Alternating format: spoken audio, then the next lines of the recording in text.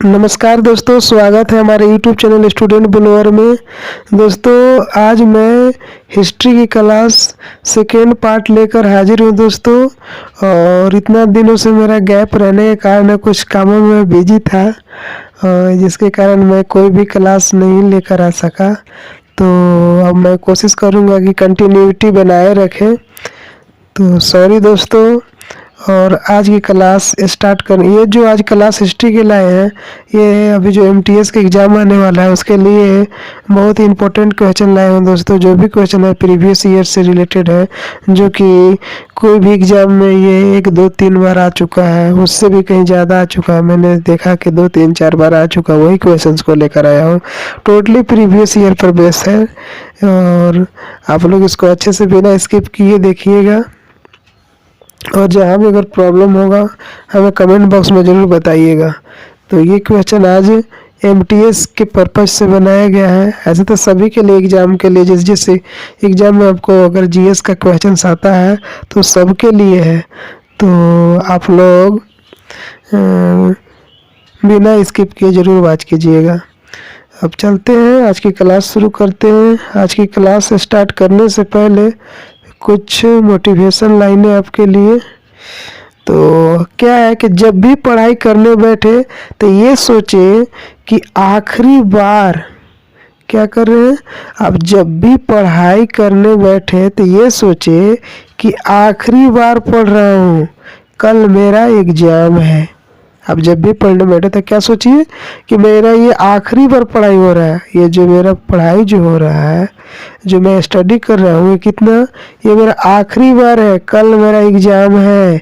यकीनन इस सोच के साथ की गई तैयारी एक अलग लेवल की होगी, समझे। ये जो आप इस तरह से अगर पढ़ते हैं कि अब आज जो मैं पढ़ रहा हूँ ये मेरा अंतिम पढ़ाई है, क्योंकि कल मेरा एग्ज़ाम है, जो भी लिखना होगा आज मैं सारा पढ़ लूँगा। जब ये सोच के अगर आप पढ़िएगा तो आपका तैयारी जो होगा एक अलग लेवल का होगा और आप बड़े से बड़े एग्ज़ाम आसानी से पास कर लेंगे, समझे। क्या समझे कि अगर आप जब भी कोई तैयारी करते हैं और ये सोच कर तैयारी करते हैं कि आज मेरा अंतिम है, ये कल मेरा एग्ज़ाम है, अगर इस सोच के साथ अगर आप तैयारी करते हैं तो आपका ऐसा तैयारी हो जाएगा कि उसका आप सोच भी नहीं सकते कि इतना मेरा तैयारी हो गया। इसलिए आप हमेशा कोई भी स्टडी कीजिए तो आखिरी बार सोच कर ही कीजिए। तो चलते हैं दोस्तों अब आज के क्वेश्चंस पे। आज का पहला क्वेश्चन है, आप लोग के लगेगा बहुत इजी है, लेकिन इजी ही क्वेश्चंस आते हैं दोस्तों। बस आप लोग एग्जाम प्रेशर से नहीं पता चलता है, उसके बाद अगर आप देखिएगा तो सब इजी ही रहते हैं। देखिए पहला क्वेश्चन है, डैश भारत के पहले मुगल सम्राट थे। डैश भारत के पहले मुगल सम्राट थे। तो कौन थे पहले मुगल सम्राट? तो बाबर। कौन थे? बाबर जो थे भारत के पहले मुगल सम्राट थे। बाबर भारत के पहले मुगल सम्राट थे। तो इसका करेक्ट आंसर कौन सा हुआ? तो करेक्ट आंसर ए है। करेक्ट आंसर ए है। बाबर भारत के पहला मुगल सम्राट था और बाबर ने 1526 में भारत में प्रवेश किया। भारत में बाबर कब प्रवेश किए थे? तो 1526 में। 1526 में जब प्रवेश किए, वो 1526 में ही पानीपत की पहली लड़ाई लड़ी। और पानीपत की 1526 में लड़ाई लड़के किसको हराया दोस्तों? तो इब्राहिम लोदी को हराया। किसको हराया? इब्राहिम लोदी को। तो अगर कभी कभी क्वेश्चन ऐसा आता है एग्जाम में कि पानीपत की लड़ाई कब हुई थी, तो 1526 में। पानीपत की पहली लड़ाई कब हुई थी? 1526 में। और किसके साथ, कौन कौन किनके किनके बीच में ये लड़ा गया था? तो बाबर और इब्राहिम लोदी। इसमें कौन जीता? बाबर जीता और इब्राहिम लोदी हार गए। ये जो लोदी वंश का अंतिम शासक भी थे इब्राहिम लोदी। बाबर ने 1527 में खंडवा के लड़ाई में राणा संगा को हराया। और 1527 में बाबर ने किसको हराया, तो राणा संगा को। और अंत में दिल्ली के सिंहासन पर मुगल राजवंश की स्थापना की। और क्या किया दोस्तों, इन्हीं ने मतलब बाबर ने दिल्ली में मुगल राजवंश की स्थापना करने वाला पहला मुगल सम्राट बने। नेक्स्ट क्वेश्चन है, निम्नलिखित में से कौन वर्ष 1556 में मुगल सिंहासन का उत्तराधिकारी बना। 1556 में कौन मुगल सिंहासन का उत्तराधिकारी बना, तो कौन बना, तो आप लोग ने भी गेस कर लिए होंगे कौन बना, तो अकबर। कौन बने थे, अकबर जो थे 1556 में मुगल सिंहासन का उत्तराधिकारी बने। तो इसका करेक्ट आंसर क्या है, तो इसका करेक्ट आंसर है ऑप्शन नंबर डी। कौन सा है, ऑप्शन नंबर डी। तो वर्ष 1556 में हुमायूं की मृत्यु हो गई। 1556 में किसकी मृत्यु हो गई, तो हुमायूं की। हुमायूं की मृत्यु कैसे हुई थी, आप लोग को पता होगा कि वो लाइब्रेरी के सीढ़ियों पर ले गिर गए थे, जिसके कारण उनकी मृत्यु हो गई थी। तो वर्ष 1556 में हुमायूं की मृत्यु हो गई और अकबर 1556 में मुगल शासन का अगला उत्तराधिकारी बना। उस समय इनका एज कितना हो रहा था दोस्तों, तो अकबर निर्वासन में पैदा हुए थे और केवल 13 वर्ष के थे जब उनके पिता की मृत्यु हो गई थी। अकबर को समय एज कितना था, 13 वर्ष था। और ये जब आप लोग को पता ही होगा कि शेरशाह सूरी ने चौथा अपने युद्ध में हराया था, तो इन लोगों ने अपना राज छोड़कर भागना पड़ा था। उसी क्रम में अकबर का जन्म हुआ था, जो इनको कोई राज सिंहासन का राज परिवार का कोई सुख नहीं मिला था दोस्तों। तो ये 13 वर्ष की आयु में क्या बन गए थे, उत्तराधिकारी बने मुगल सम्राट का। नेक्स्ट क्वेश्चन है, सम्राट अशोक निम्नलिखित में से किस मौर्य शासक के पुत्र थे। सम्राट अशोक निम्नलिखित में से किस मौर्य शासक के पुत्र थे, तो किस मौर्य शासक के पुत्र थे, बिंदुसार का। किसके थे, बिंदुसार का। सम्राट अशोक बिंदुसार के पुत्र थे। तो इसका करेक्ट आंसर कौन सा हुआ, तो इसका करेक्ट आंसर है ऑप्शन नंबर सी। कौन सा है, ऑप्शन नंबर सी। सम्राट अशोक बिंदुसार के पुत्र थे। सम्राट अशोक बिंदुसार के पुत्र थे। उन्होंने लगभग सभी भारतीय उपमहाद्वीप पर 268 से 232 ईसा पूर्व तक शासन किया। समझे, कब से कब किए थे, ये लगभग भारत के सभी उपमहाद्वीप पर शासन कर लिए थे। इनका टेन्योर कितना रहा, तो इनका टेन्योर था 268 से 232 ईसा पूर्व तक। वह राजवंश के संस्थापक चंद्रगुप्त मौर्य के पोते थे। सम्राट अशोक का चंद्रगुप्त मौर्य से क्या संबंध था, तो चंद्रगुप्त मौर्य के ये पोते थे। उसने प्राचीन एशिया में बौद्ध धर्म के प्रसार को भी बढ़ाया। बौद्ध धर्म के प्रसार को भी सम्राट अशोक ने बढ़ाए थे। मौर्य वंश का अंतिम सम्राट बृहदर्थ था। मौर्य वंश का अंतिम सम्राट कौन था, तो बृहदर्थ था। वह अपने सेनापति पुष्यमित्र शुंग द्वारा मारा गया था। मौर्य वंश का जो अंतिम सम्राट बृहदर्थ था, इसको ये मौर्य वंश का अंतिम भी सम्राट था। और इसको कौन मारा? तो इसका अपने ही सेनापति पुष्यमित्र शुंग ने मारा, जिसने आगे चलकर शुंग साम्राज्य की स्थापना की। नेक्स्ट क्वेश्चन है मदन मोहन मालवीय, दीनदयाल उपाध्याय, जीके गोखले, गोपाल कृष्ण गोखले निम्न में से किस संगठन से संबंधित थे? मदन मोहन मालवीय, दीनदयाल उपाध्याय और गोपाल कृष्ण गोखले निम्न में से किस संगठन से संबंधित है? तो किस संगठन से संबंधित है? तो इसका भारत धर्म महामंडल से। किससे संबंधित है? भारत धर्म महामंडल से। तो इसका करेक्ट हुआ बी।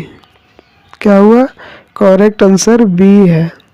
मदन मोहन मालवीय, दीनदयाल उपाध्याय और गोपाल कृष्ण गोखले, जीके गोखले भारत धर्म मंडल किसके थे? भारत धर्म मंडल महामंडल से संबंधित थे। भारत धर्म महामंडल 1887 क्या है? 1887 में हरिद्वार में पंडित दीनदयाल शर्मा द्वारा स्थापित प्रमुख हिंदू संगठन था। भारत धर्म महामंडल 1887 में हरिद्वार में पंडित दीनदयाल शर्मा द्वारा संस्थापित प्रमुख हिंदू संगठन था। इसका मुख्य उद्देश्य रूढ़िवादी हिंदू समुदाय के नेताओं को एक साथ लाना और सनातन धर्म में सुधार लाना था। इस संगठन का मुख्य कार्य क्या था दोस्तों?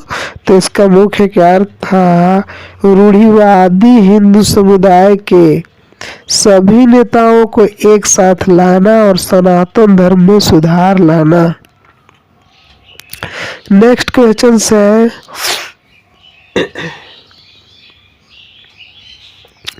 भारत के अंतिम वायसराय कौन थे जिन्होंने भारत और पाकिस्तान के स्वतंत्र राज्यों के निर्माण की देखरेख की?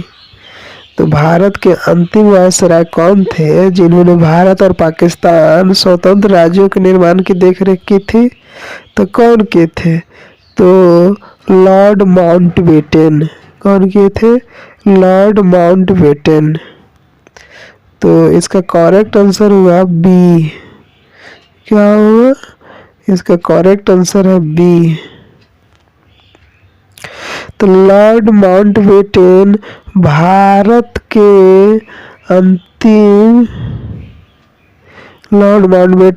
के अंतिम वायसराय थे जिन्होंने भारत और पाकिस्तान के स्वतंत्र राज्यों के निर्माण की देखरेख की। भारत के और पाकिस्तान के स्वतंत्र राज्यों की देखरेख करके थे लॉर्ड माउंटबेटन। 1773 का रेगुलेटिंग एक्ट में फोर्ट इंडिया के गवर्नर जनरल ऑफ प्रेसिडेंसी या बंगाल के गवर्नर जनरल के पद के साथ कार्यालय बनाया गया, जिसे ईस्ट इंडिया कंपनी के कोर्ट ऑफ डायरेक्टर द्वारा नियुक्त किया गया था। उसमें देखिए 1773 का रेगुलेटिंग एक्ट फोर्ट इंडिया के governor general of presidency Bengal के गवर्नर जनरल के पद से कार्य किया। और चार्ल्स जॉन कैदी को विस्काउट कैनिंग एंड कलमेंसी कैनिंग के रूप में जाना जाता है। 1857 के भारतीय विद्रोह के दौरान भारत के गवर्नर जनरल थे। चार्ल्स जॉन कैदी जो थे 1857 के भारतीय विद्रोह के दौरान भारत के गवर्नर जनरल थे।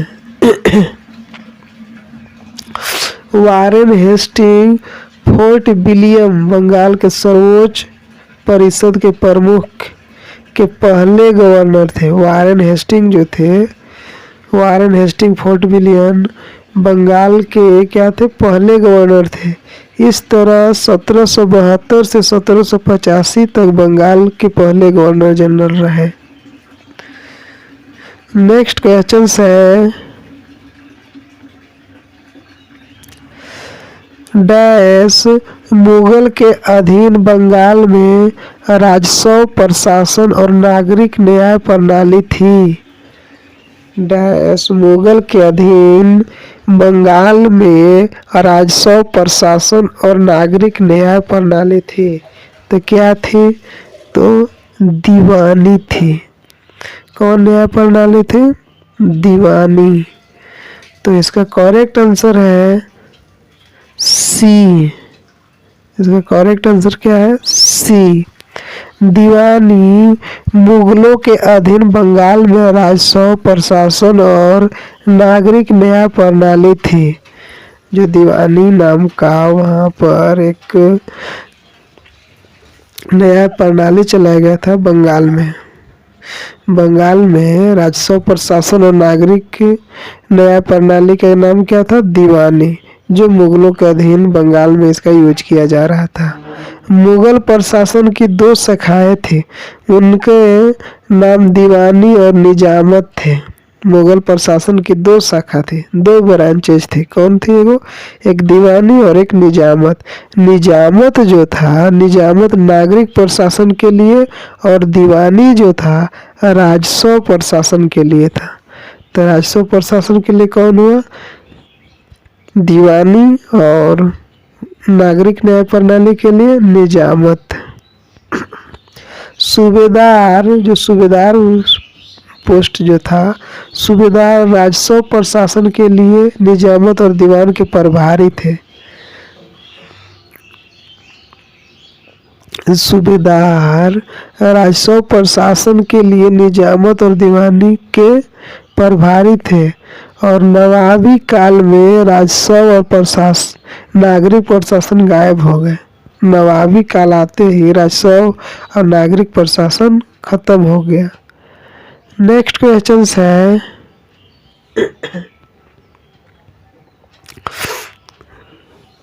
निम्नलिखित में से किस राजवंश ने विजयनगर राज्य की स्थापना की। निम्नलिखित में से किस राजवंश ने विजयनगर राज्य की स्थापना की। ये भी आई है दोस्तों, ये कितना बार एग्जाम में पूछ चुका है। तो किस राजवंश ने विजयनगर राज्य की स्थापना की, तो संगमा राजवंश ने। किसने की है, संगमा राजवंश ने। तो इसका करेक्ट आंसर हुआ ए। इसका करेक्ट आंसर क्या है, ए। तो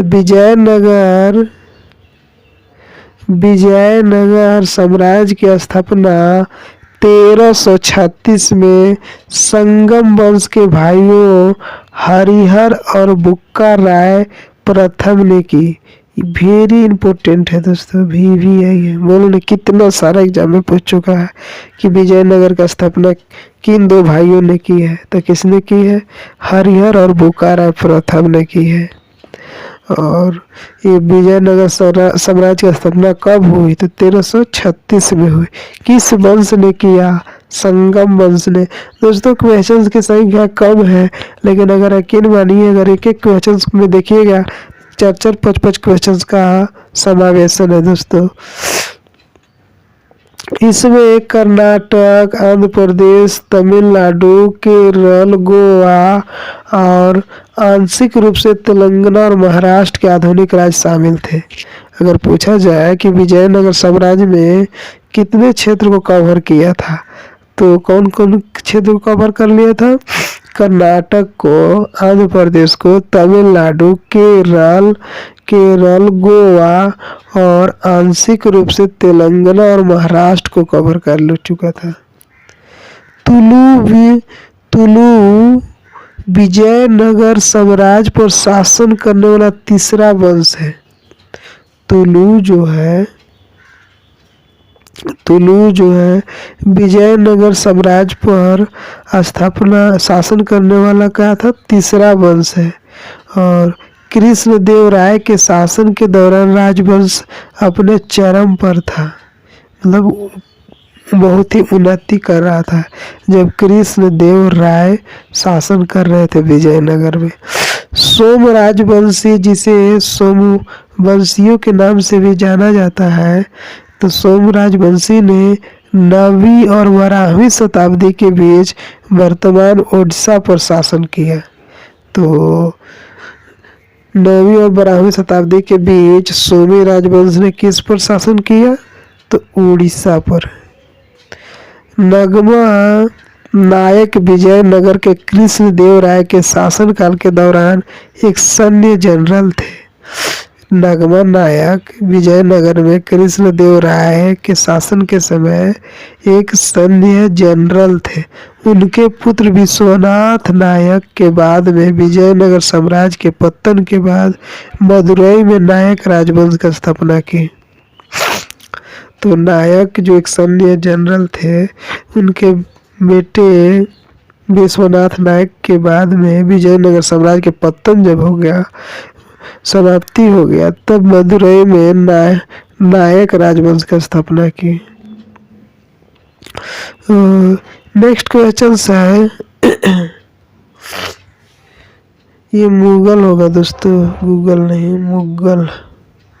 मुगल क्या है, ये मुगल है।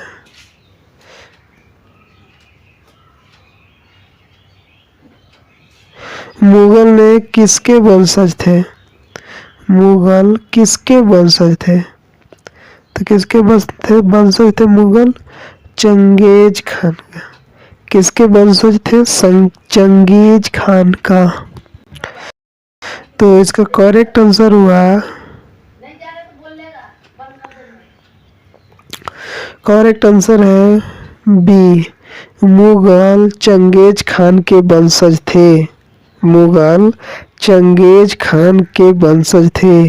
चंगेज खान मंगोल साम्राज्य के संस्थापक और पहले महान खान थे। चंगेज खान जो था क्या था, मंगोल साम्राज्य के संस्थापक थे।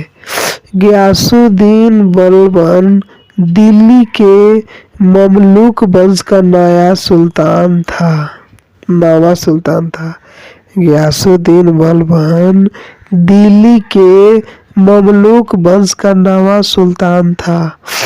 वह अंतिम सुल्तान शमसी नसरुद्दीन मोहम्मद का राज संरक्षक थे। वह गयासुद्दीन अंतिम सुल्तान शमसी नसरुद्दीन महमूद का राज संरक्षक था। महमूद तुगलक वंश के संस्थापक थे।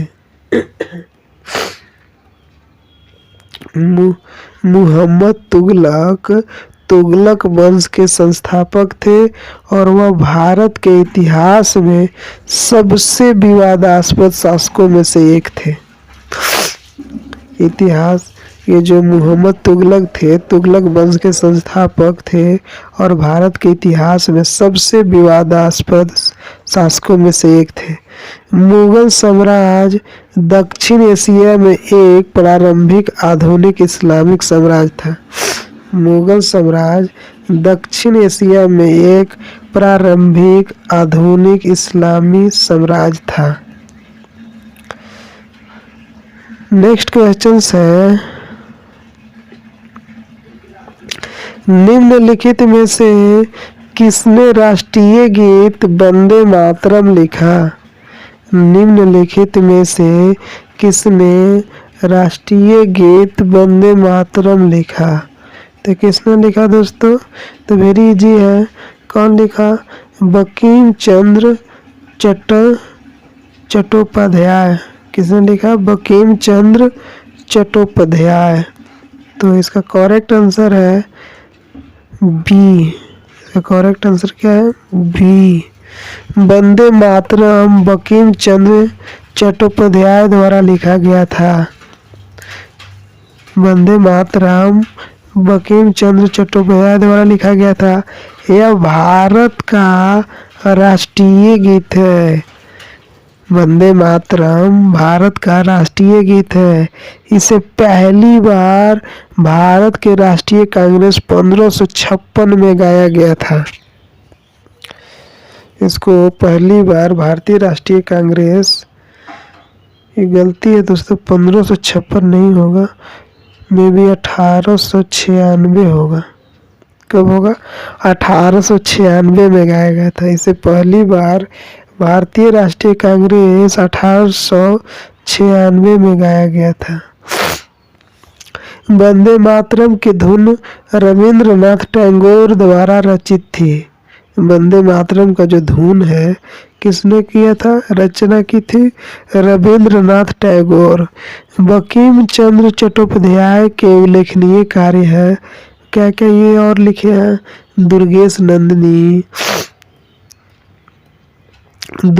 नंदिनी, कपाल कुंडला, कोमल कांतर डॉक्टर, मृणालिनी, कृष कांतर बेल, विश्ववृक्ष, राजसिंहो, सीताराम, देवी चौधरानी। इस तरह से दोस्तों आज की क्लास में इतना ही। अगर आप लोगों को क्लास अच्छा लगता है तो वीडियो को लाइक कीजिएगा, शेयर कीजिएगा और सब्सक्राइब करना ना भूलें दोस्तों। आप लोग का एक एक सब्सक्राइबर हमारे लिए बहुत बड़ा मोल है दोस्तों। और कमेंट में हमें ज़रूर सजेशन दीजिए कि क्या और हम आप लोग के लिए हेल्प कर सकते हैं, कौन सा टॉपिक से रिलेटेड बता सकते हैं। अभी रोज़ा चल रहा है दोस्तों, इसलिए ज़्यादा एनर्जी नहीं हूँ और एनर्जेटिक भी नहीं हूँ, इसलिए बहुत स्लो बोल रहा हूँ, इसलिए सॉरी। और सब्सक्राइब करना ना भूलें दोस्तों। स्टूडेंट ब्लॉगर का सब्सक्राइब करके बेल आइकन पर क्लिक कीजिएगा और ऑल नोटिफिकेशन को सेलेक्ट कर लीजिएगा दोस्तों। थैंक यू दोस्तों।